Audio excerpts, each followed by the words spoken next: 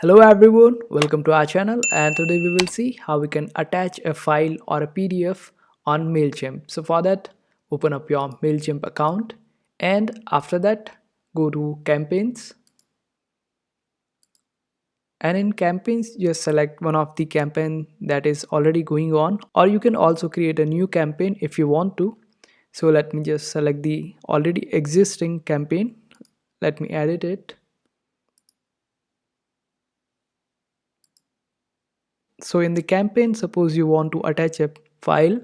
The thing is, you cannot directly attach a file or a PDF on your email, but rather you can just select a text and name that text according to your preference.